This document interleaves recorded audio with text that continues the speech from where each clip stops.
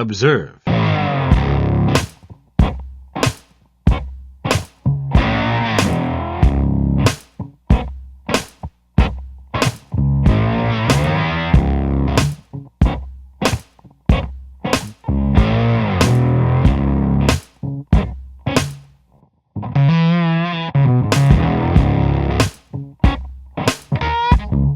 Hello, everyone, and welcome to the Observe and Rapport Show. I'm Kyle Brennan, joined as ever by my beautiful co-host, Keith Sullivan. Keith, how are we doing today?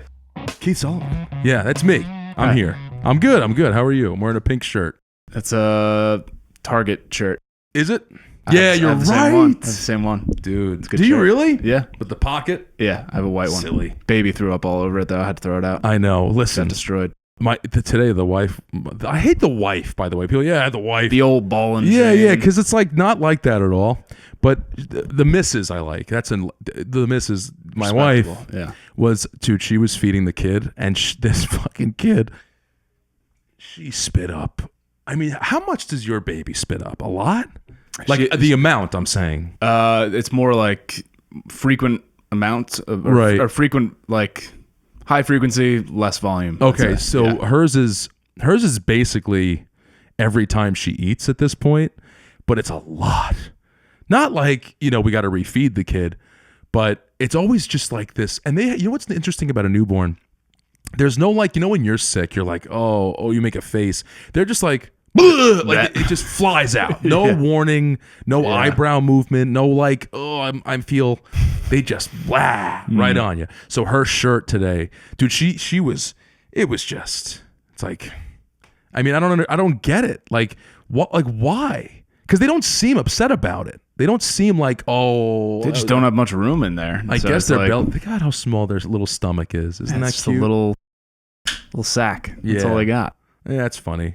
You know what I found out recently? That I found out, and this might be not true, that your appendix is the size of the head of your pinky. What does your appendix do? You don't remember? You don't know what? Listen, first of all, it does nothing. It's that thing. Yeah, that's the one that doesn't do anything. It randomly people go, "Oh my god, I'm gonna die!" Right, and then they get it removed, and if it explodes, you die. Yeah, you know that. It's the theory is that it used to be an organ that we'd use to digest raw meat. Right. But we figured out fire, and now we don't use it anymore. So it withered away biologically over the years, evolutionarily. But it's very small. I always thought it was like this big spleenish kind of thing, like something you get in like biolab to like dissect. Correct. Right. Correct. But it's not. It's just not. It's like a little tiny thing that can kill you. Well, that's interesting. So what have you been up to lately? I've been running a lot. I ran this morning. Running is it's an interesting thing. I never used to be into the pace, but my sister is dating this guy. He's a fantastic guy, very, very, very nice and smart, and I'm just the opposite of me. Just like so respectful and like normal and handsome and like good and just nice and normal. Decent. Watches sports. A decent human being. Yes, and understands finance and like nice guy. But he runs. He wears a belt. Yeah. I never wear a belt. Never, unless I have to. Unless I'm tucking the shirt in, which I rarely do. But he's just a guy, and of course he runs, right? Mm-hmm. He's a runner. But so you have the Strava? You into Strava at all? I did, and then I got you didn't care? I got obsessed with it. I got the bug bad on Strava with running. But anyway, I saw him on Strava. It's got all these stats on you, right? And his pace was like, 750 pace for 7 miles. Oh, damn. That's good. Not 2 miles. I'm talking like this kid's running 8 miles. Yeah, but before you go any further, did he run in high school? Because that's like that's a cheat code. That's like a golf. That's like someone fair. That's like someone who golfed in high school. It's the same. It's so true. It's so true. You can't even compare to those types of people. No, it's not even close. So I see this guy and I'm like, well, this is literally embarrassing. Like Kyle, my first run back in April, and I do this, by the way, when I have babies, which I have 2 of now.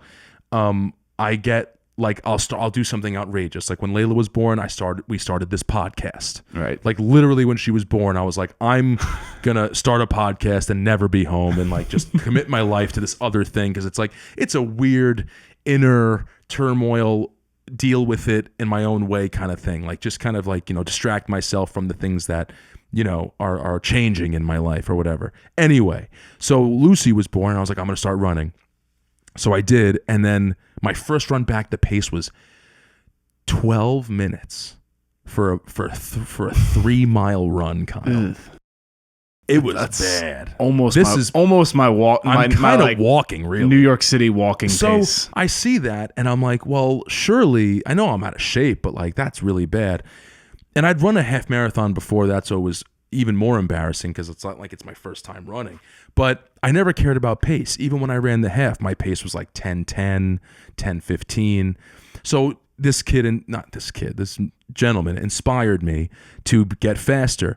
Now my pace is 8:50, right? That's 3-mile run. Yeah. 4-mile run. That was my marathon pace, 8:50. Yeah. All right. Yeah. Relax. No. It took me fucking 6 months of training to get there. Is what I'm saying. No, but that's good. No, it is. And it took me like 3 months, and like it's so now that there's another element to it besides like just run the amount of the miles that you need. Like there's like a thing every time you're like, maybe I'll get a new PR, maybe it'll be faster than the last time. And that doesn't always happen, but it keeps you coming back. It's like golf where like you have a good shot. You had a good run. Fuck. Maybe I'll have another good run, and like, so now I've been really into that. Do you have HOKAs?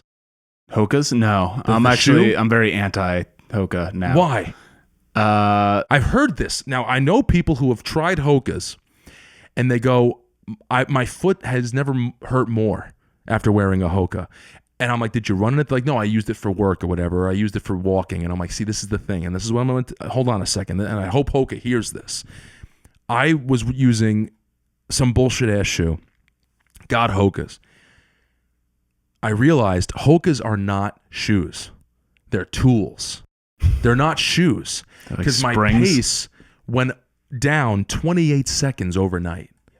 That doesn't happen in the running world. It may as well go down, 3 minutes. It's insane for you to get 30 seconds of pace overnight. So I realized these shoes, they propel you forward. They're for running. Like the design, it's perfectly designed. Yeah, they have like a 5-inch heel, so you're just naturally leaning forward. You're just falling forward the whole time. So you're fucking fast, man. You're lightning fast in these shoes. So now I've got the gear going. I've got Strava. I've got goals. I've got PR. I'm waking up at next you're gonna get those like neon big sunglasses that all the runners wear. The running hat. Well, HOKA makes shirts now and shorts. I'm gonna get all that shit. I need this is pathetic to admit. I'm still running with my fucking phone in my pocket. Like I need a Garmin, dude. I need a watch, because like the real runner will check their pace, start slow. That's what I have. But I'm pulling out my phone like an idiot, checking my pace. It's not working. So I'm gonna get one for whatever. But the HOKA is not just a shoe. It's literally a tool. You will be faster in it. And I think people that don't like them, you either like, why didn't you like the HOKAs? So I'm not anti HOKAs for people who run. Okay. I'm anti HOKA for like the casual wear, of course, or anything. Because they're not for that. No, but even you're killing a mosquito with a shotgun. It's like, it's not, you know what I mean? It's overkill. No, but even I read this book, and it's like, I hesitate to say it, or like I never bring it up in public because I know it's definitely like, it sounds like a super weird stance. Okay. Because when I ran the marathon, I wore Brooks, which are basically the same thing. That's the other shoe. You have to. That's the other You're running shoe. 26 miles. You're running for 4 hours plus. Like, you got to wear comfortable shoes or something, or else you're going to fucking kill yourself. Remember, the guy died. That's why we're doing this. So, but I read this book. What was it called? Fucking not Natural Born Heroes. Born Running. By Christopher McDougall. It's like a famous book in the running community. Like, okay. I'm sure if you get into the whole Strava, Garmin, HOKA community, I follow influencers now. All of a sudden you'll start getting the Born to Run book that this guy wrote. So Christopher McDougall, he was a Sports Illustrated journalist, and maybe 25 years ago went down to Mexico, to like the mountains of Mexico, so like high altitude training, where he found the I'm not going to fuck up the name. It was like Tahamarami, Native American or Native Mexican tribe. And they are world famous, or they're not world famous. He made them world famous they run basically like 50 miles every day and like pretty much barefoot. Like they wear these like just strap sandals with like leather on the bottom and just like, you know, tie them like that. And they just run everywhere in the mountains. And you're a toe shoe guy. I'm not a toe shoe guy. Okay. No, I would never wear the Vibrams like with the fingers. No, but just get out of my house with those, you know? But no, so as someone who understands, so he goes into a lot of the shoe manufacturing business and stuff too. So he basically got these Indians. I don't know the proper name, so forgive me. I'm just going to call them Indians for ease of the conversation. It's just a word. Yeah. People get so anyway, tied up in this he shit. tried to get, these guys were running essentially like world record pace, and they were just, you know, living their lives. Like they were getting food and cooking it and whatever. It's not running to them. It's just living. Yeah, that was how they lived. They went and they ran to go get berries. They ran back, and that was their life. And they were in incredible shape. They were like all ripped, like perfect health. They would do it every day, sleep good, like lived a happy life. And he was like, what's their secret? He was like, he looked at the food they ate, and he was like, no, they're just eating like, you know, kind of like grits essentially, and like oats and stuff, like nothing special. And he tried to enter them into like an ultra marathon race in the US. And he got, I think it was Nike to sponsor them, and they wore these shoes. And these guys, like they did a photo shoot, like they got decked out in Nike. Within like the first mile of the race, they ripped the shoes off. They're like, what the fuck are these things? They suck. Yeah. And he goes into a lot of the falsities of the HOKA, Nike shoe manufacturing for running stuff. And he says like there's not a single, a lot of times they say, oh, it'll prevent injury and stuff like that. And he's like, there's not a single study that shows any case where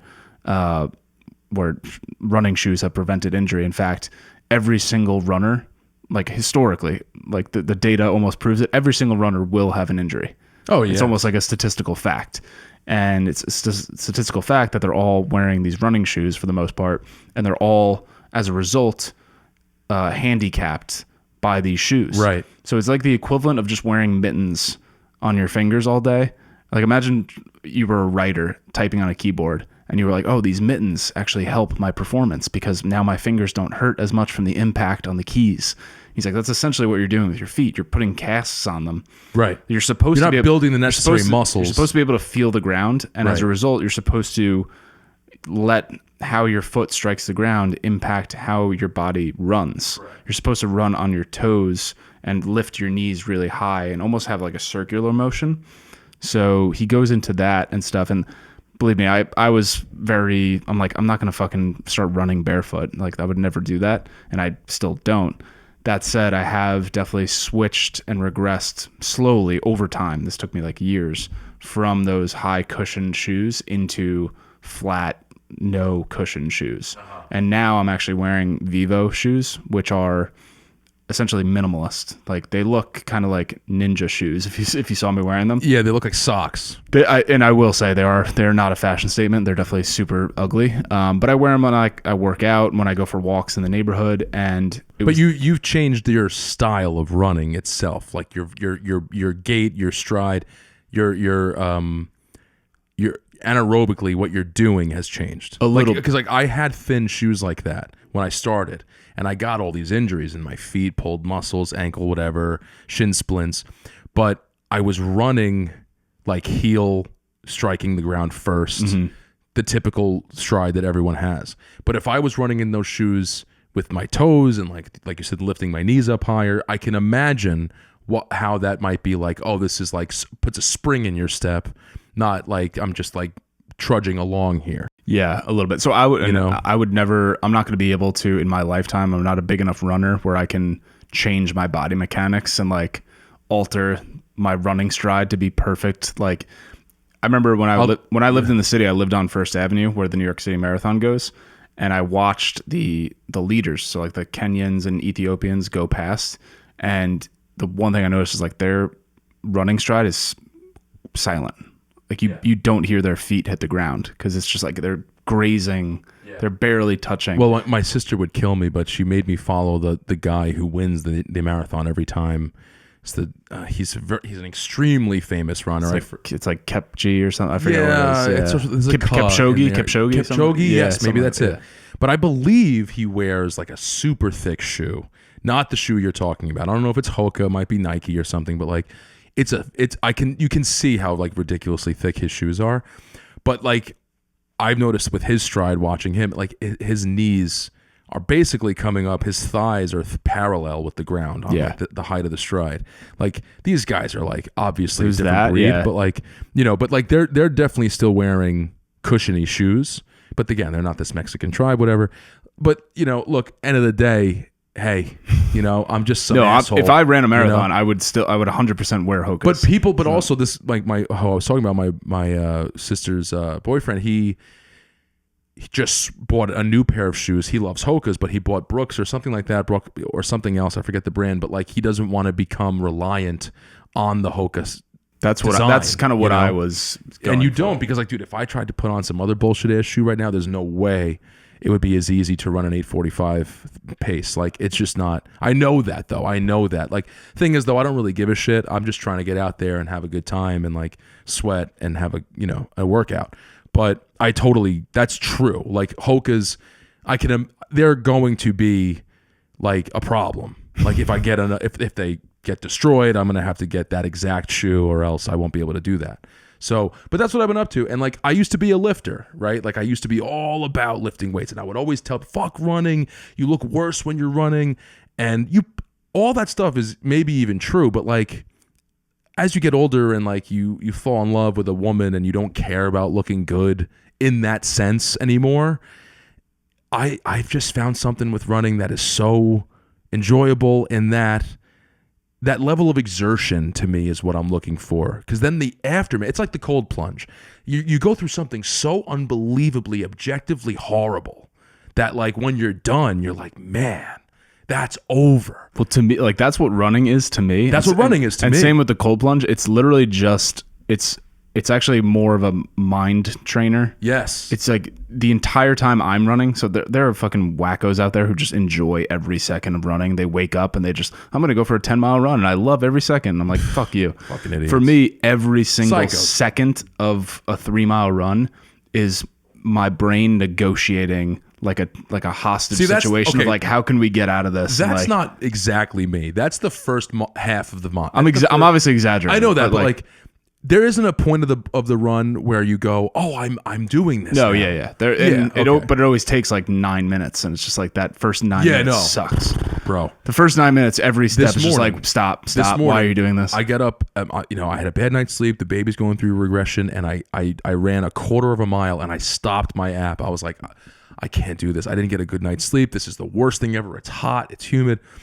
And then I thought about my ancestors. Not my ancestors, just like I just imagined like what people have gone through, right? Like D-Day. You think those guys wanted to do that day, but you got to do what you got to do. You understand?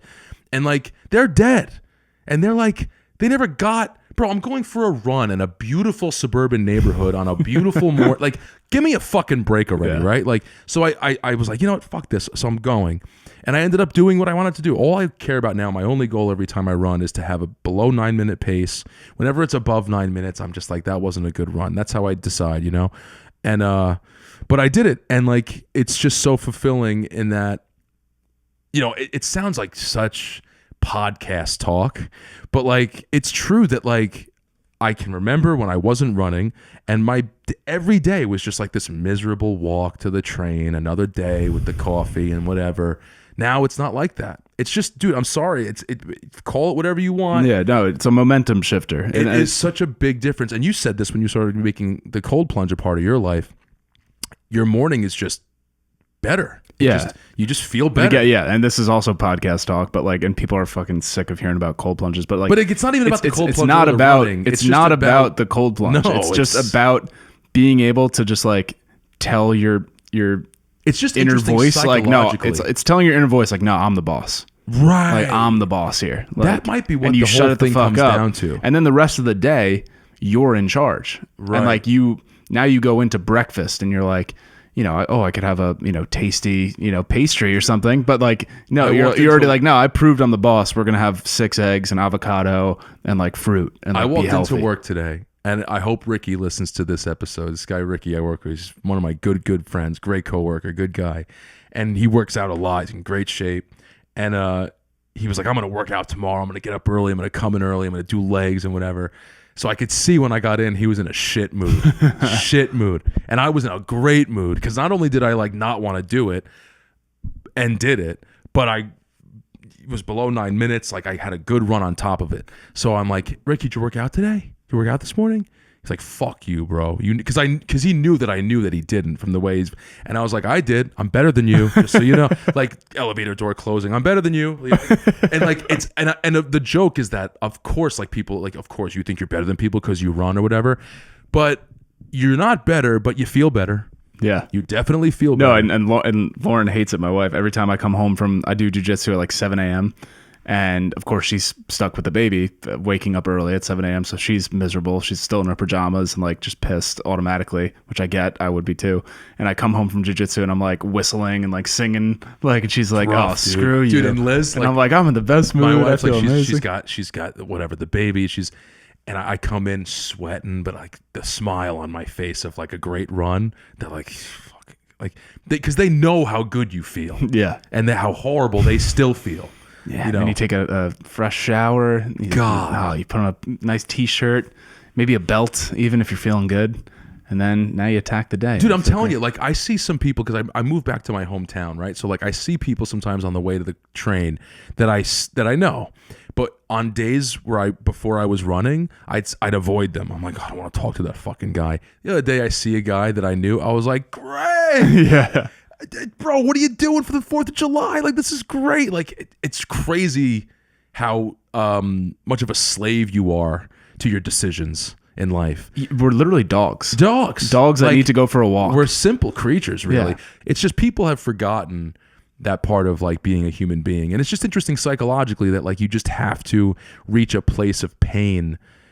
God, we're such pendulums. Like, well, think about like when you were a kid, like you know, your parents wanted you to exhaust yourself because then you would get the best night of sleep. Yep. It's the same when you're an adult. You need to not exhaust yourself, but you do need to exert yourself. It's funny because I was the opposite with running. I hated running for so long because I started in high school basically like having to do for like, you know, football, lacrosse, like punishing 6-minute mile, you know, pace pretty much. So I was just like, I hate this. I was like, why would anyone do this for fun?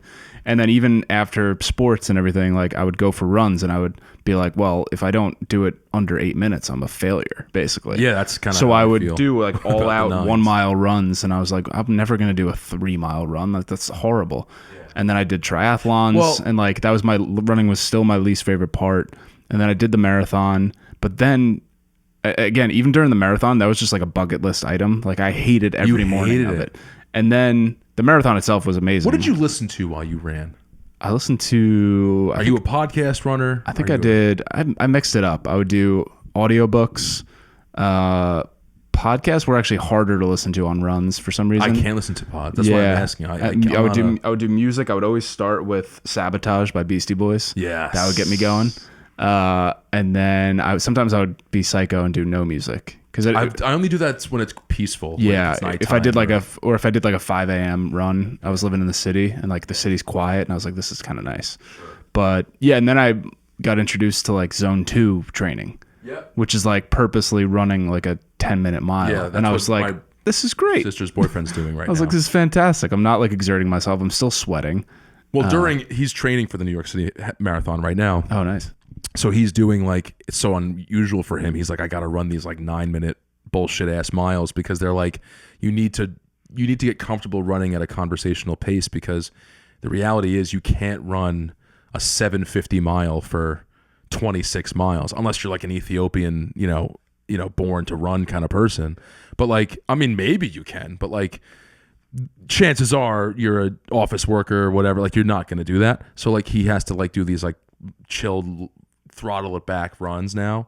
So that's interesting. I'm sure it's like weird, you know, to run a 9-minute mile for him. But I wanted to ask you though, like for me, man, like I gotta say I disagree with or I don't disagree, but I don't relate to the whole like it sucks the whole time, because for me, I'm a music runner, right? Like I have these, and you know, I'm really passionate about music. So like sometimes these songs come on that literally just like I was tired and now I'm not tired. Yeah. You know, and like I just will. A good song can be like a Kickstart drug. My Heart comes on, it's over. A good song can be like a line of cocaine to your literally workout. though. Yeah. Literally, like sometimes I have a running playlist and I specifically pick songs that are, 140 BPM. That's usually a stride pace. I used to actually have a playlist of the BPM that I wanted to run or that I wanted like my pace to be. That's and I'm always like, and I always imagine that I'm like, like some of these lyrics are so in depth, like they're like about a warrior or like about, you were born for this or some shit. And like, it's just like, bro, this is great. Like this is literally enjoyable. Yeah. And then when you get good enough at running,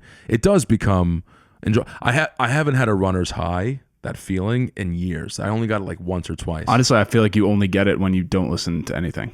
Sure. Because you actually like fall into like a weird rhythm with your breathing. Yes. And like you're not trying to do it. It's right. just like your breathing sort of just reaches this like. I think you're right about where that. Like everything Music's else just clouds out. Yes. And you're listening to your breath. Right. And like you're not trying to do it. And then all of a sudden you kind of, once you realize it, you kind of snap out, but you're like, oh shit, that was. It never lasts. It was like a it was like seconds. It was like a true 30-second meditation. And you're like, oh shit, that was really peaceful or whatever. It takes you out of it, but it's nice. I'm obsessed with it. So do you warm up before? No. Well, I guess I stretch. I do like some high knees for like 40 seconds or something, just to get my legs warm, blood pumping.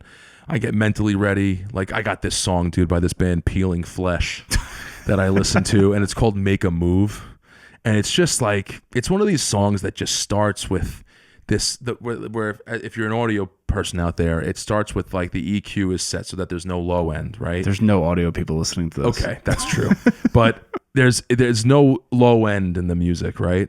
It's just like this warping kind of like guitar riff, and like it's this like, whatever, and it's like do you remember who the rapper oh my god, Al Capone? Remember him from the 90s? He was like some gangster rapper. Anyway, it's a sample of one of his songs. Isn't that the guy in Tropic Thunder? Al Capone. Oh, well, he's talking about Al Capone, the rapper, I think, referencing him. I don't remember that part, but yeah.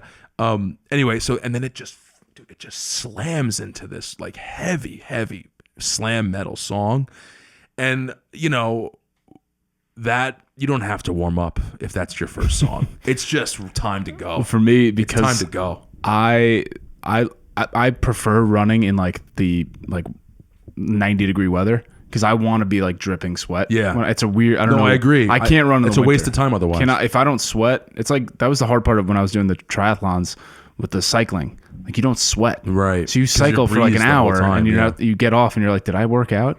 But I like the part of running like a 3 mile, good 8:30 pace or whatever, and you're drenched in sweat in a 90-degree weather. I love that. It does feel great. I can't just run cold. I need to have a glisten before I go out. Oh, I see. And also 2 knee surgeries, so just like warming the shit up. It's like it's like a I'm robot. so lucky, man. My knees have never given me shit.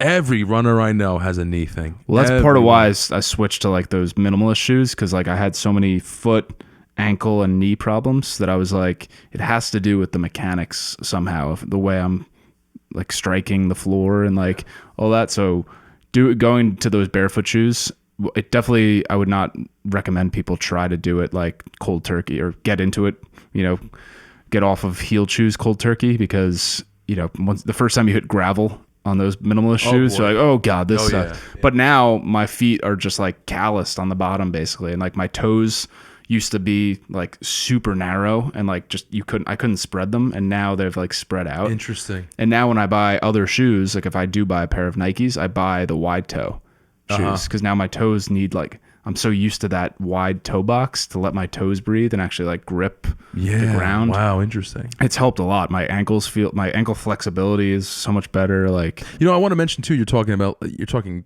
kind of about like a technique-ish about running.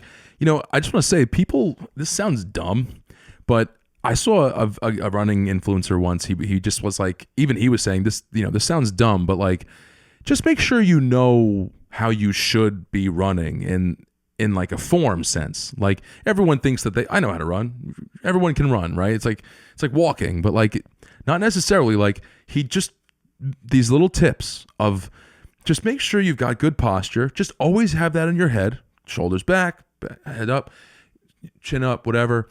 And don't forget to use your arms. Like some people run and like they just have them here, but if you just move them a little, it propels you. Like it's part of it. Like don't forget. Like, and also like your legs should be doing a kind of like sway, not like a gung gung gung gung. Just kind of like have like a little roll in it.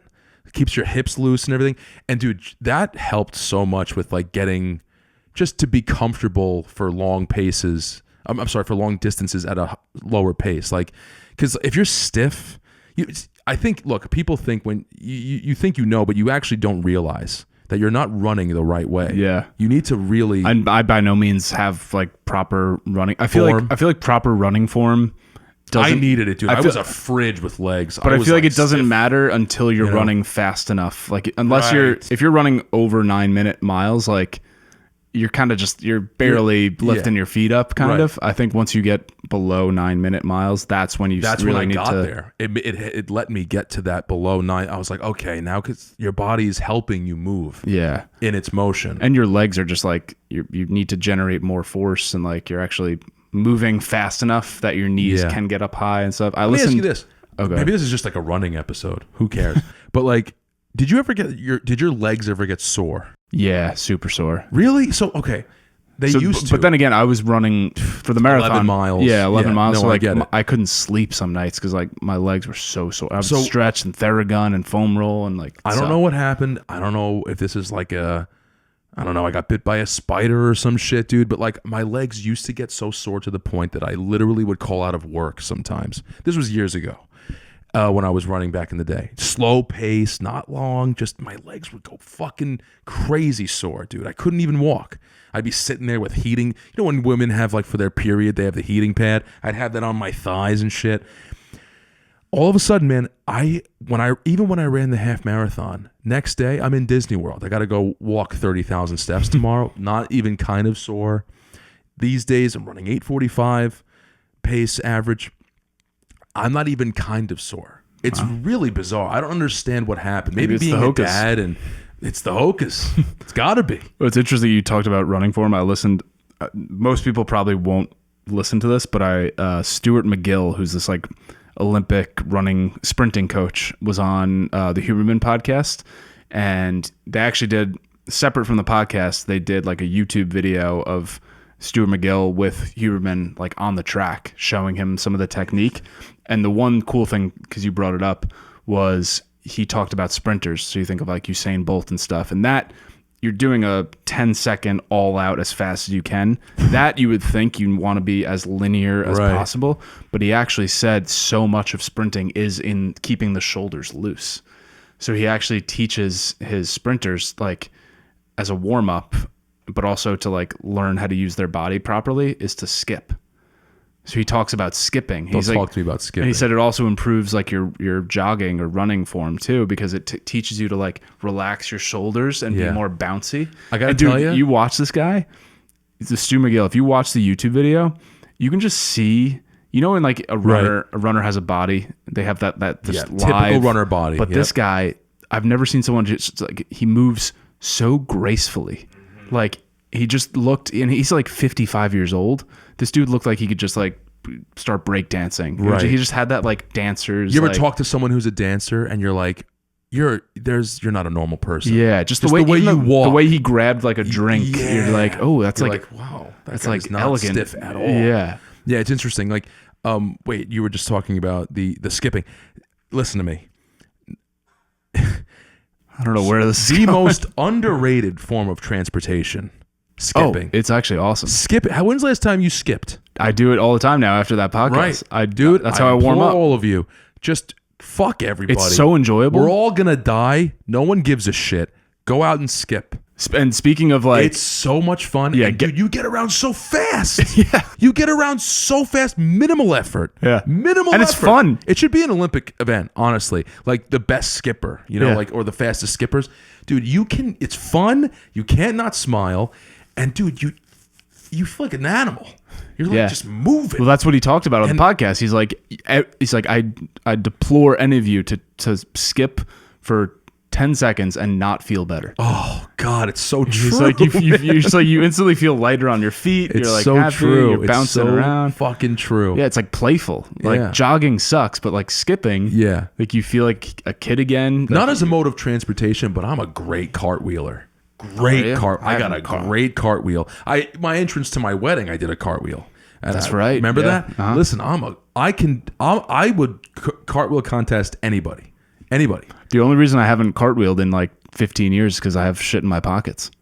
Yeah, that's the only thing. But at fall, you pick it up. That's all. It's no big deal. It's just like it depends, you know. But like you know me, I jump in the pool with how many phones over the years. Yeah. But dude, I'm telling you, the running thing. It's and I'm gonna skip tomorrow. I'm gonna skip tomorrow. Dude, not for 3 miles. That's how I but- do it. So in jiu-jitsu, we our warm up is just like a 5-minute run around the mats, basically. Okay. Or jog. Yeah. And Get warm. I'm the weirdo who skips like almost the whole time. And at first I was so self-conscious. I was Yeah. like, everyone's gonna be making fun of me. Everyone's probably like, what the fuck's he doing? No one has said a word. I've been doing it for like 3 months now. You know what's interesting? Speaking of like things we haven't done since we were kids, before I went to get ice cream at Haagen-Dazs with the family. It was, you know, typical like who would have thunk one day I'd ever have my own family and like go get ice cream with them on a beautiful summer day. That shit, Kyle, I'll never get over it. We've just had such blessed lives and like experiences in the world, and like I'm not kidding, man. When the whole time I'm like, this can't be happening to me. Yeah. You know. Anyway, so we're walking, but my daughter has her scooter.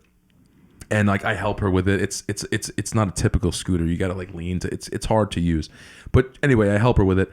We're on the way home, and I see this hill, and I'm like, man, when's the last time I've ripped it down a hill on a scooter? Oh my God. So I got on. I was like, Layla, if you don't mind, just let Daddy show you something. Remember when we were young, dude? Oh, and with the razors, down Grandpa's the hill. razors on the hill at Grandpa's. Remember when I house? almost got killed? Yes, dude, the truck. Dude, let me tell you guys something. A Mack truck.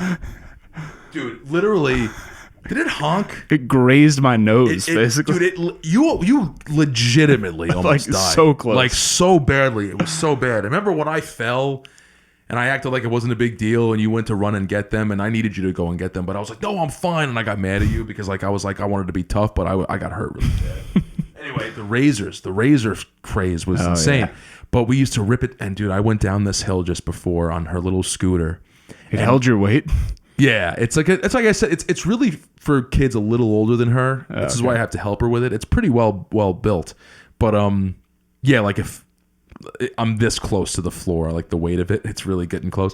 But you know, I just using your shoe to stop with the. I was like, man. Yeah. Why don't we do shit like this anymore? That's when whenever I see a hill, that's when the kid in me comes out, especially with the baby stroller. Yeah. I'm like, God, if I could just fucking put a little scooter on this thing, just like know. step on it like a skateboard and just rip this stroller down this hill. Yes, sir. That's why I still ride the bike too. I have a kiddie holder thing on the back of mine, and I take Layla every chance we get on the back of that thing. It's so much fun, dude. They're very secure, you know, for your daughter whenever she gets old enough to ride one of those. Yeah, I don't know if you have a bike or if you are interested. Man, it's fun. It's really fun. And it keeps you happy. Yeah, I love biking. I wish biking was a bigger part of the culture in America. You want to know what my favorite thing to do is? And you're right, it is a very European thing. Mm-hmm. But especially where we are now on Long Island. You ever listen? I implore you to just listen. This is what you got to do. This is what I like to do. This is what I like to do. I like to like spend a day, right? You get like 2 of these. Okay, you put them in a backpack. And you get some weed, put that in a backpack, and like 2 peanut butter and jellies, a banana, and some water bottles, right? Now you're talking my language. See, here we go. And you get on your bike, and you ride your bike. You go up to Calmset, right? But you stop on this one particular street where the sun hits it right at the right time in the morning, and you take a hit of weed, and you drink a little bit of beer. Maybe you have like a flask of whiskey, just because like if you open this, it's fucked. You got to drink the whole thing. This is in the morning. This is like, dude, this is like 9 o'clock in the morning. Okay. Because listen, it's not about being drunk. You understand? It's just getting like a little something in you that alters your perception of reality just a little bit. All right, it's not about getting drunk, but you know. And then you go, and then you get to Calmset, and you go up, and you've been to the place, the cliff, right? Once you get up there, you gotta remember this whole time you're stoned, you're riding your bike. This is a park by us that's on the water, state park on the Long Island Sound. It was a guy. If you're old enough to remember Marshall Fields, the store, the department store. He owned that, and he used to own this mansion on Long Island. And it's a historic site now. Whatever, it's been half demolished, but it's still there. Anyway, you get there and you get to the cliff and you just sit there and you just have a tall boy, right? With a little bit of weed, you have a peanut butter and jelly. What are you going to have, apple juice? We're adults. Come on. You know what I mean? This was my life when I lived in Copenhagen. So this is what I'm saying. This was the European way. And the whole time you're a little high, you're a little drunk, just like in Copenhagen, I'm sure. Because Europeans, they drink all day. You can drink in public. Wine at breakfast, whatever. And this is what I mean. It's not about, you don't overdo it. Have a little. And the whole time you're stoned. And when you're stoned and a little drunk and you're riding a bike, life's just different, man. Yeah. It's just the right way to be living. The Europeans have a lot of things right. And to me, we do nothing right. The cycling culture in Copenhagen and Amsterdam, and I was doing it in like the winter, like when it was like I've gone to Clemson. It was snow, like an inch of snow on the ground. Like the biking there is just, obviously the infrastructure makes it so much more feasible. Like there are literally bike lanes that are more important than the car lanes. But oh my God, like a 15-minute bike ride versus a 5-minute bus or taxi, whatever. That's here. We're all about living. Just like, we don't enjoy the journey. It's all about the destination. And same thing. You throw in your headphones, you listen to a good song, just enhance the experience. Dude, I'm listening to like electronic music that has nothing to do with anything. It's just like, not like, boom, boom. There's like no tempo even. There's no drums. It's just like sounds that are incredible. And God, man, like people don't do it enough. You forget that life is not just about, I don't know. You know what I mean? You got to go on a bike every once in a while and smoke some weed and just be 15 again. Mm-hmm. Don't worry about it. Yeah. I know we all have kids. I know we all have jobs. I know your mom's a bitch and your dad died. It doesn't matter. Just that's life. You know what I'm saying? It's a little. Have you seen this thing on I don't know if it's like on Instagram or TikTok with this trend of like people trying to bring small slivers of like the European life to America, and it's like these guys in a driveway. It's like a suburban driveway, but they're trying to replicate like an Italian villa where it's like these guys are like, they're smoking cigarettes or smoking cigars. They have a little like table where they're playing cards. They're drinking espresso and like wine and stuff. And they're like, that's all it takes. That's all it takes. America sucks. I love it to death. Don't get me wrong, because at least here we have both, right? Like they're only doing that because there's nothing else to do. We have Dave and Buster's and shit. Like we whatever, But we have the option to do both. But the point is, do both. Do both. I mean, you got to have a bike. Bike is the best. Bike is the really greatest. Enjoy it. Yeah. Listen, Jeffrey Epstein. I don't understand how that guy. Segue. Jeffrey Epstein. Speaking of bikes. Speaking of guy bikes, who rode plenty of bikes. I'm sure he liked to bike on that island. I'm sure it was gorgeous, honestly. Sure. Yeah. Here's the deal. All I want to say about it is, and just let me go, if you don't mind. And you can chime in, of course. I just mean, like, let me just get this out here. Everyone's really upset right now about Jeffrey Epstein, and that's fine. I understand, whatever. But here's the thing. It's never going to come out, whatever this list is that everyone's talking about. No. It's JFK all over again. Right. Because, and here's the reason why. It's not because Donald Trump's on it, which he is. I'm not saying he isn't. But that's not why. Okay? Why is because the stock market would crash if that ever came out. Everyone on that list runs all the corporations that you and I depend on to live in this country. They're all the most powerful people in the world. And if that list comes out and all these people go to prison who run these great companies, these beautiful, horrible people that run these companies, we're not going to be able to live our lives. You understand? Does the world really benefit from a video of Robert Walton shoving a ghost pepper up a kid's ass? Who's Robert Walton? He's the guy who Walmart. Rob Walton. Oh, Walton. Yeah. That's what I said, no? I thought you meant like Walden. Oh, Walden. Walton. Got it. Does the world really benefit from a video of Robert Walton shoving a ghost pepper up a kid's ass while Alan Dershowitz jerks off in the corner. It doesn't. That's not what the world needs, Kyle. What the world needs is same-day delivery. You understand? What it needs is Exxon. What it needs is peanut butter and jelly sandwiches. Peanut butter and jelly. In a backpack. Skippy. You understand? Nestle. We need Nestle. We need Visa. We need international business machines. These companies make the world go round. And the world just doesn't benefit from us knowing that they had sexual relationships with minors on an island in the 90s. It's just, we don't need to know. Okay? There's certain things that we just don't need to know. You understand? It's not even a need to know. But we'll never get to know. Right. We're not going to. There's the illusion of a lot of the events that have happened in history and currently in our, political environment. There's just things that demand answers. Right. That are unfortunately too hot to touch, and you'll just never find out. Right. Whether journalists are getting silenced or worse, whatever happens to them, they go missing, Kyle. Yeah, they get, suicided, whatever you want to call it. They go missing. All this sort of stuff. Like, you're never going to find out anything about the Trump assassination attempt. No. You're never going to find out anything about that. The Epstein stuff, never going to find out anything about that. The world doesn't benefit from us. There's just plenty of things like that. It just doesn't benefit from it. And I heard, Sagar and Jetty was on a podcast recently, and he talked about, he was just like, all this was the fact that, the Epstein stuff got squashed, essentially, it's a signal from the courts showing to all the powerful people, like, hey, we're still covering for you. It's fine. Don't worry. Because we get it. Because, this is a tale as old as time. People are not ready to understand. And this is what's annoying about you and I. Because, whatever. We read a lot of history. We know at least what they are allowing us to know same about history. shit. And since the beginning of time, the elites have had weird relationships shit. With minors. It just is what it is. Weird sexual every shit. pharaoh, every king, every duke, every queen. Like I said, you think Catherine the Great was having sex with some 55-year-old alcoholic, syphilis-ridden with no teeth? You think she was doing that? She was having sex with 15, 16-year-old sex slave boys. And their sole purpose in life was to get the queen off. This is just the truth. It's just the truth. This is just what it is. You understand? And, and this is what also pisses me off about the Democratic Party right now. And it has to do with it. I'm also just I'm picturing the person who was listening to this podcast talking to us about.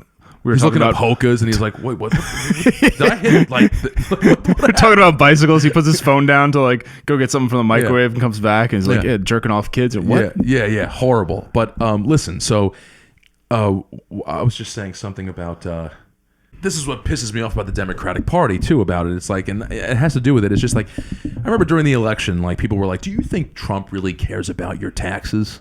Do you think Trump really cares? You really think he's going to lower your taxes? You think he cares about the middle class?" And I'm like, what decade is this guy from? This is not what people care about anymore. What people care about are conspiracy theories. You understand? And what we want to know what the government is hiding from us. Just grow up already. And Trump came in with conspiracy theories. He was talking about, you guys want to see a video of Bill Gates having sex with an alien? Just vote for me. I become president, I'm releasing everything. I'm releasing all the files, all the shit. And everyone says that, sexism and racism is the reason why he won in the first place, because we didn't like Kamala because she was black and she was a woman. That's not true. If she came out and said, "You want to see a video of Stephen Hawking flying an alien spaceship?" That's all it takes. I'd be like, I'll bite. Hell yeah, lady. I'll fucking vote for you if you promise me that you're going to show me that. So the guy knew how to play the game. It's false promises, right? But you got to get with the times. It's not about tax It's like the kid dollars. saying free pizza if you elect me class president. Right. It's but get with it. That kid saying free pizza, who are you going to vote for? The kid saying free pizza or the kid saying a free subscription to ChatGPT?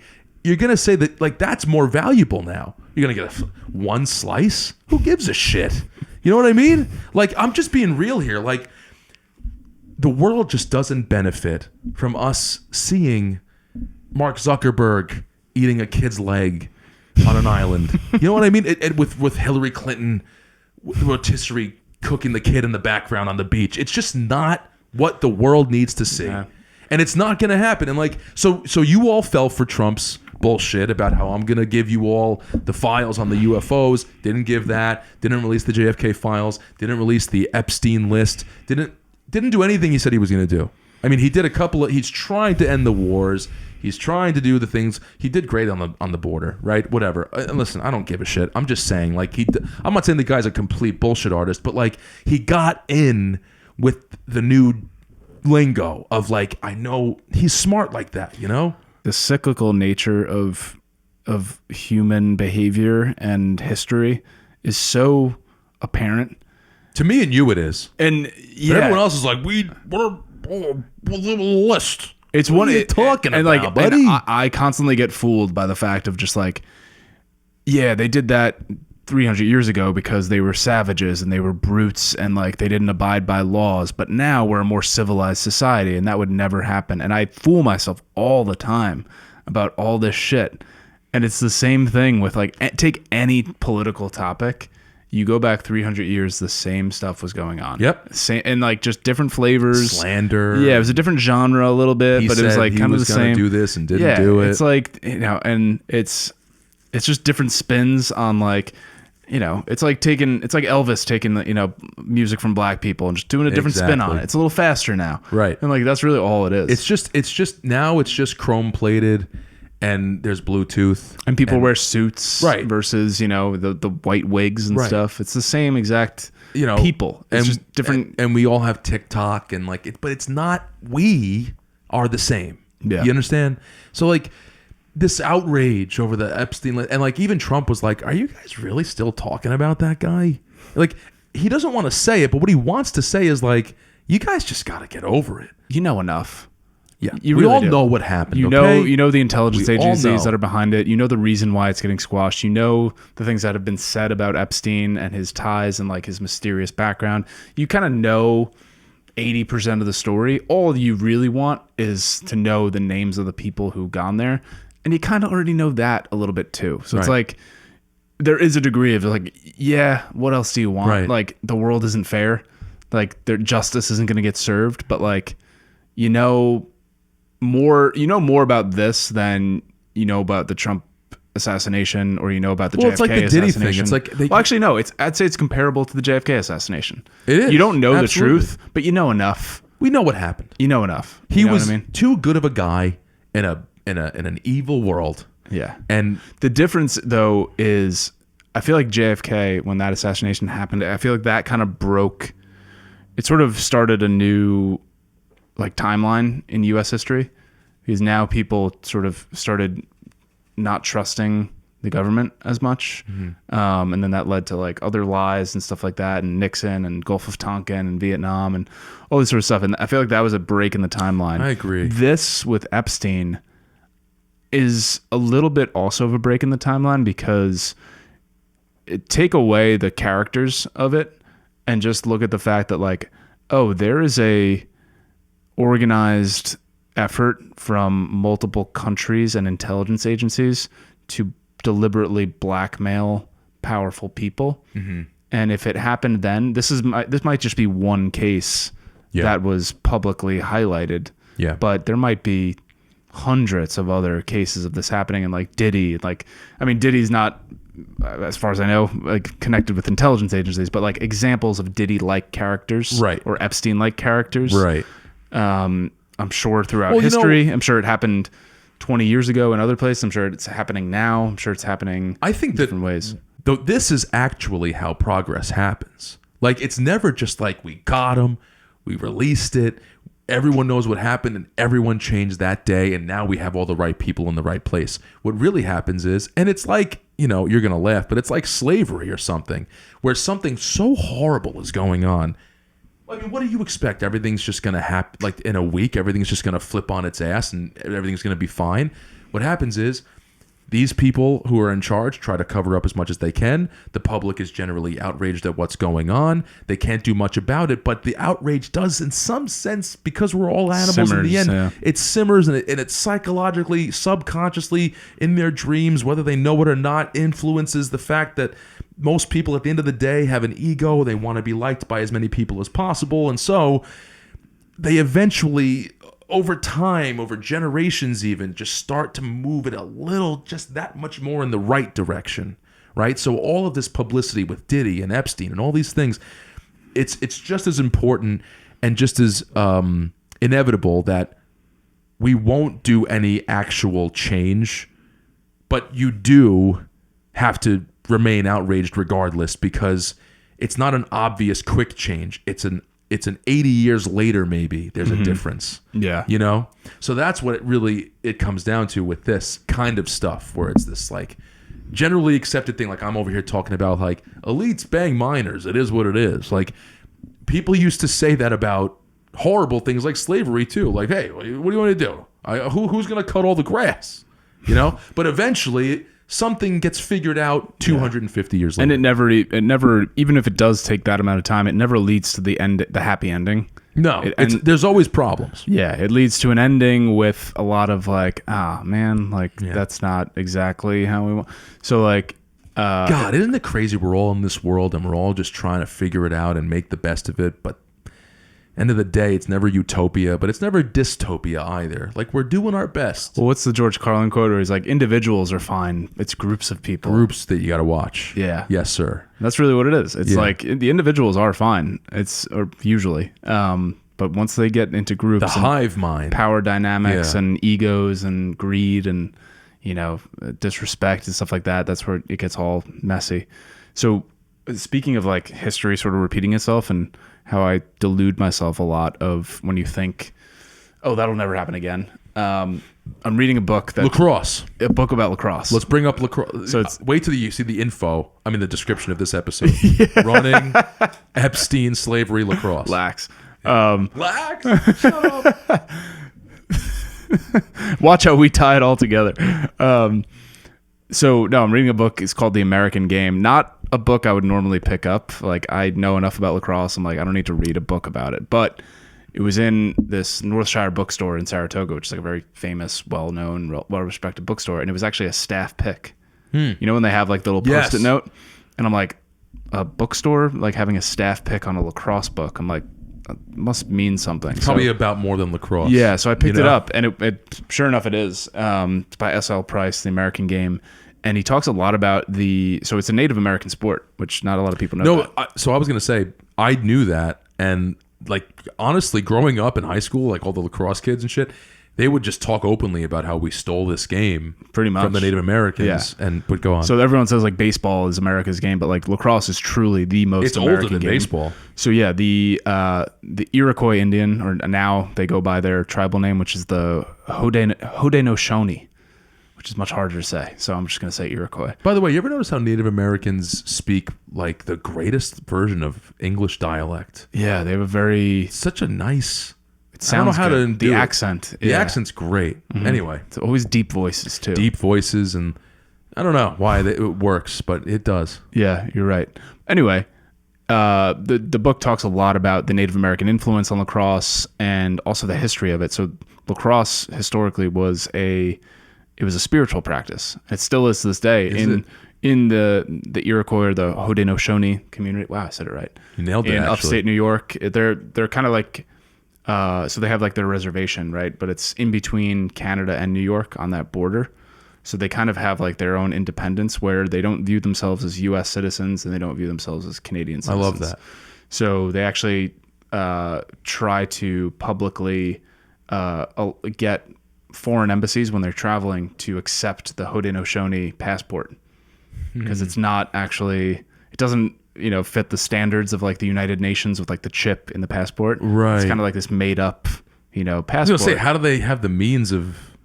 Yeah. So anyway, they talk about obviously the history of, the British and the Americans coming over and just sort of promising all these treaties about like, yeah, we'll give you guys this land, and then just being like, nah, fuck that. And then like kicking them out and all this history, and how the Native Americans viewed lacrosse as like, they called it a medicine game.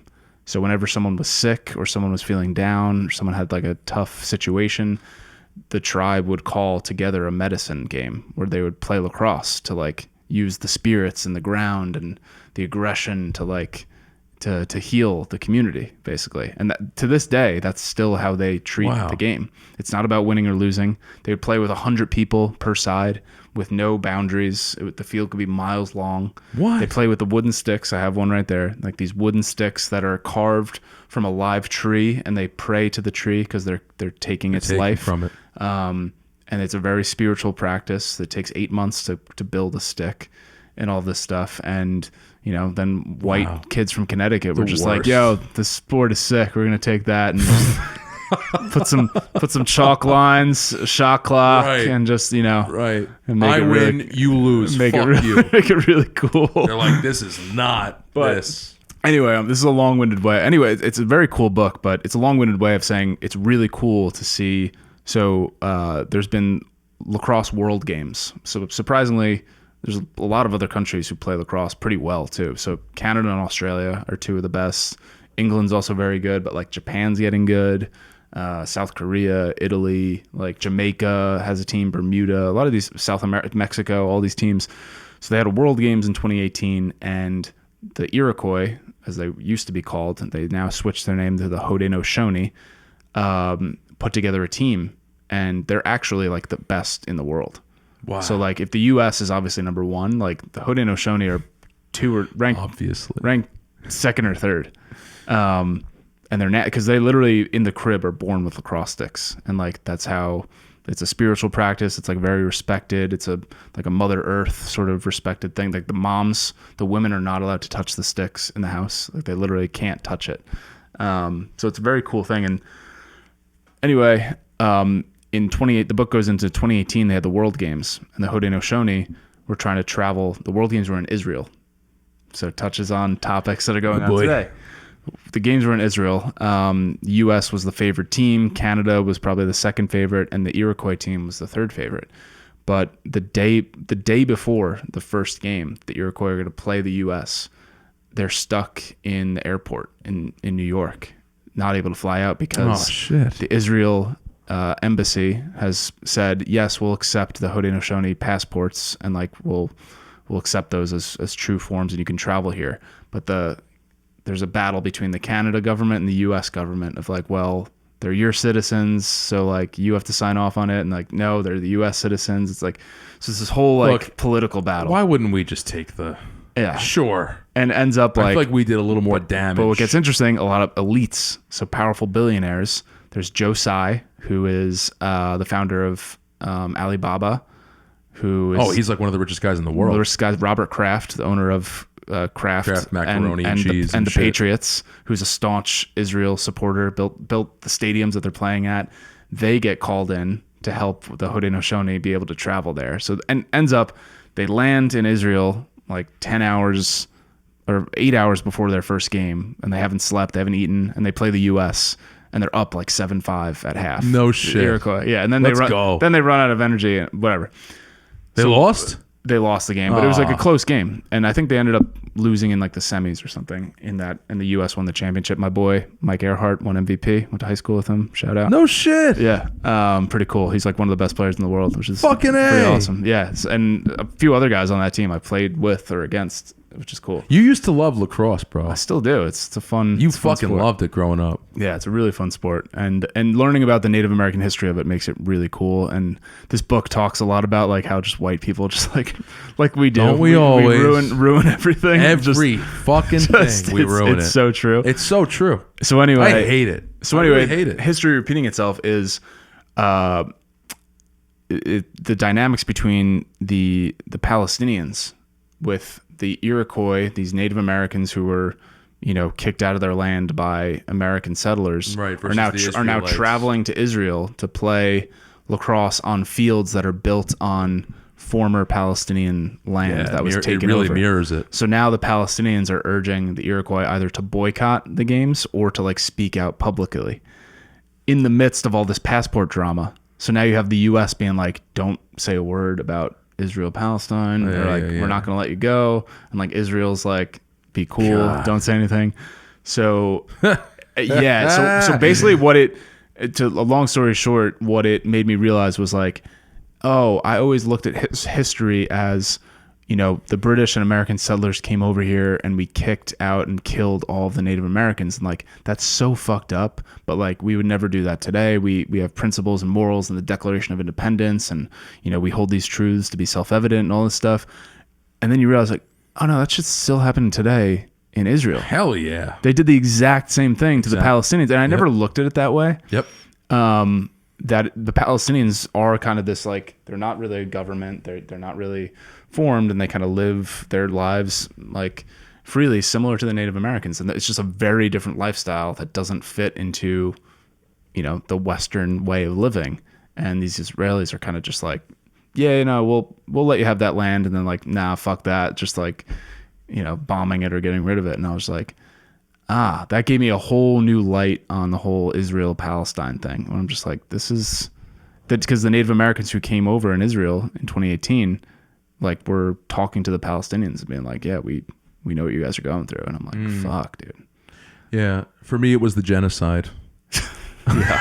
Just kidding. but what's interesting about the book too is it talks about, and it's such a cliche and it sounds really corny, but it is true in so many instances. Like, sports truly is the one, like, it's the common ground in a way to sort of soften a lot of these like international political disputes in so many ways. Like Muhammad Ali, like sports is Nelson Mandela, and like the South African rugby team, like all these, like the sports you can really, the Olympics, like it's the one time. Well, sports acts as the vessel to bring forth the life. You learn in reading whatever, you learn a little bit about game theory, things like that. Game is like a word that doesn't get taken seriously in its essence and nature, but like the reality is games are, dude, they're everything. If you think about it through the lens of games, even when you're a kid, like, you only make friends because you learn how to play games correctly and fair. And the thing about that is that the world isn't fair. So like, there's this unspoken alliance with truth that is otherwise thrown to the wind because I'll just kill you because I have a gun and you have a bow and arrow, right? This is a Jordan Peterson thing, right? It's about the value of play as a kid. Yes, yes. I wasn't quoting him, but yes, like it's a psychology principle. It's not just him. It's the reality of gaming and play. And it's true that sports, the Olympics, that shit is not just a game. It's a real representation of fairness in an unfair world. You're all, every athlete, regardless of the country, your culture, your religion, your race, you're all submitting to that higher set of standards and rules that the sport sort of rains down on them. Do you ever wonder, though, like, speaking of this Palestinian thing and all that, and like the Americans at the Iroquois, or Native Americans in general, like, there are these ways that obviously different cultures go about, performing. I'm sorry, not performing, but like going about their ways of life, their way of living in the world, right? And like, for whatever reason, the white man, if you want to call it that, or the Western man, the European, whatever you want to call it, you could call him the Christian man, I guess. Not to bring up religion, I'm not going to get into it, but like, all I'm saying is that it seems as though, like, we hear about white supremacy, and yes, absolutely, like, obviously, historically speaking, whenever the white guy comes along, everything becomes, either it gets destroyed, or we throw you out, or we make it our own, or whatever it is. And it's like, why? Right? Do you ever wonder about why that's the case? I do, yeah. And I think it's the case because of Christianity. Like, and I'm saying that because obviously the European man, the Western man, it's based on these Christian fundamental values that like kind of like are the bedrock of the decisions you make, of the things that you do, of the family you create, and the rules and laws that you institute and all that. And for whatever reason, those end up in the end facilitating more ways for a civilization to thrive in a way to overpower others. And does that mean that it's the right way? just because it's the most powerful. And the Crusades, like, look, dude, there was a whole chapter of human history where we really tried to push that forward and like make it so the whole world was Christian, right? And Muslims do the same thing. It's Intifada, the whole thing, like whatever it is, like Islam. I'm sorry, this idea that if everyone just thought this way, everything would be fine, right? Like, and it's just that historically speaking, the Christian, when has that not worked out? Right, exactly, and like so, like there's this idea that the Christian that if everyone thought this way, everything would be fine. Or like, but it shows historically that the Christian fundamental values are the ones that facilitate the most potential for a civilization to overtake another civilization. And until we figure out how to get around that, I just don't see how this will ever end. And I know that Israel obviously isn't based in Christian fundamental values, but it's a Western fundamental value. And dude, Judaism and Christianity are very similar religions. It's very, very similar stuff. I know that there's a fundamental difference in Christ and everything, but like, I'm just saying that it's also interesting because all three of those religions, Christianity, Judaism, and Islam, all have their roots in that exact area of the world. Right. Like Jerusalem and the West Bank. And like that's where all of those historical stories take place. So it's like there's also that, just like that it's a hotbed of who considers it to be like theirs, you know, from that aspect. So it's really interesting. Well, I mean, like what algebra was invented in the Middle East. Like people forget, like it wasn't always just this place of like turmoil and violence. What I'm getting to is we need a common sport that Israelis and Palestinians are good at. Handball, perhaps. You know? If we can find one sport that they're both good at and they're very competitive at, maybe that's how they bridge that gap. It's actually really interesting, right? Like, no, yeah, I've thought about it a lot. Why is there always this Christian? Because the thing is, like, yeah, we could keep going because I'm not even satisfied with your answer. Not that there was a bad answer, what you mean, but just it's so incomplete. It's just like, why? Yeah, but why is Christianity so more? Well, there's the argument that you become the most powerful, right?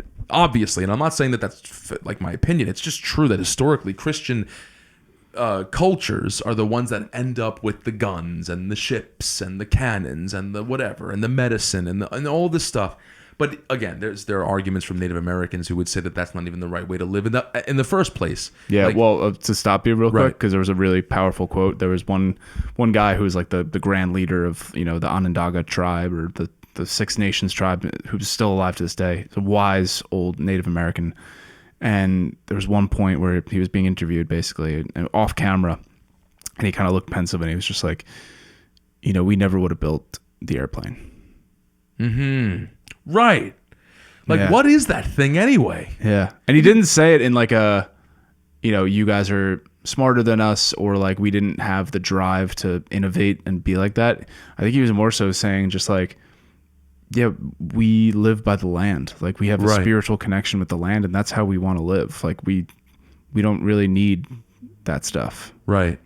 And it was just interesting. Well, and that's just like, well, look, but the Christian mindset would just never understand that. What, Kyle, look, I mean, look, I don't want to turn us all into fucking liberals here, but the reality is that suicide rates, depression, anxiety, all of that stuff is really only rampant here. In the Western more world, Western society, in the modern Western society, well, and like it's like the old stories of Cynthia Parker and these colonists who were basically kidnapped by Native Americans in the 1800s, and then when the white people came back to save the white children, white children were like, "No, this is how we want to live. You're wrong. This is the right way." And that's actually what started a lot of the CIA investigation into brainwashing. Because they thought the Native Americans were brainwashing the Surely kids. This can't just be true. Yeah, and that's what started the experiments of like MK Ultra and LSD, and just like there's got to be some sort of drug that they're giving them to convince them to move into their way of life. But it was just like, no, they just like living off the land. But then if you look at it from a psychological perspective, it's like, well, listen, the less you have, the less you have to compare. So the reality is like maybe it's not. Also, dude, the other day, I forget, it was 2 nights ago. had a full day, worked in the city, like, commuting on a train, texting or emailing people, and, working in an office and air conditioning and LED lights. And I take the train back home, drive my car, listening to a podcast. And I get back and I'm like, I got to cook dinner and I got to do all this stuff.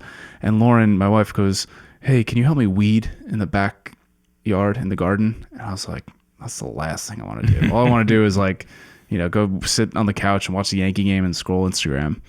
And I was just like, fine, like so reluctantly. And like within 5 minutes of weeding on my hands and knees, like dirt all over me, I was like, oh, I needed this. Yep. It's so peaceful. Yeah. It makes you think. Yeah. It does make you think. And so, the less you have, the less you have to compare it to. So maybe it's just like a psychological trick, right? Like, look, the reality is like, we're always striving for more. We're always striving for more, but that's just a Western thing, man. Maybe some people aren't necessarily obsessed with that strive for the next best thing, or the iPhone 17 and then the iPhone 18 and the iPhone 19. Some cultures live in a way where the goal isn't innovation, it's Connection. Thank you. And if that would be the goal, I mean, maybe, I think I heard something once where someone said like God's just laughing, because it's like, it's almost like a Louis C.K. bit. Where I gave you everything. Yeah. Well, he goes, yeah, exactly. He's like, what do you, wait, let me just, You definitely, I'm excited because I feel like you probably know it. he goes, you ever think about how if God ever if Jesus did come back, or God came down and like spoke to everybody, well, what is all this like war and like all this shit and all these countries, like different names of places, like what are you guys doing down here? I went away for a few thousand years. What the fuck happened, And like everyone's like, well, money, and like I have a job, and he's like, well, what is a job? Like, what are you talking about? What is a job? And they're like, well, someone calls you because their game doesn't work, and you have to help them figure it out. He's like, what are you talking about? You need money for what? Like, for food. He's like, just eat all the shit that I left on the floor. There's food all over the place. What do you mean you need money for food? What are you talking about? So like, in that sense, it is ridiculous. This whole thing is completely ridiculous, but you can't think that it's necessarily that easy either, because look, man, ultimately, it's not like all we ever did was ruin everything. I mean, Western civilization is probably the reason why there's even 9 billion people in the world to begin with. Like, I feel like a lot of people have been saved by it. But No, for sure. Killed a lot of people as well. It's just like, you take it to, you take a philosophy of like constant innovation and improvement to its extreme. And I think what I wish, and I feel like a lot of people probably crave, is that we had just a little bit larger of a dose of that Native American spiritual component and like connection to nature and like valuing. And it like today, if you say a lot of that shit, you sound so like such a hippie. fucking hippie. You sound like you wear wooden beads and like scarves and stuff. Yeah. But like genuinely, like you put your hands and feet in the dirt. Like the Native Americans cherished that. Like they praised the dirt as like a god, and like they looked at the moon and like the cycles of the moon and the stars in the sky and the sun, and they prayed to it every day, and they were grateful for it. And that is what that healed them. And when they looked for medicinal, cures to things, they looked to nature. They didn't look to SSRIs and therapy and like, all this stuff. Like their literal medicine when someone was depressed was, hey, let's go play a game of lacrosse. yeah. We're not going to keep score, but let's the whole tribe, every single person come out, 100 people with sticks that were made from the tree that we sacrificed. Let's go play. And like, yeah, that works too. Dude, for all we know, there was an ancient civilization in Egypt or something where like this was all common knowledge, and like what we're doing now is completely fucking ridiculous. And like the pyramids really are like sonic machines that move things miraculously without electricity and like all of this stuff. And like it's just, but then they got to a point where like it got maybe to a point where technologically they destroyed themselves, and like now we look at the ruins like, oh. But now, and we're still figuring it out. We're so, and listen, man, I mean, look, plumbing exists. we have amazing stuff, right? Like what we're doing right now is ridiculous. I'm talking and then somehow forever it's just going to be there. It's insane. It's magic in a way. It's just that like, dude, you know, ultimately we do a lot of fucked up shit, but we do a lot of good shit, but you know, that books like that just make you think. Like maybe we don't have it all figured out, you know? It's important to keep a level head and go for a bike ride while smoking weed every once in a while to just remind you that like it can be good if you just, you know, you don't need all this bullshit. That's the name of the episode. Ride bikes and smoke weed. Ride bikes and smoke weed, bro. Listen, smoke weed every day. I do. All right. See y'all next time. All right, thanks, everyone.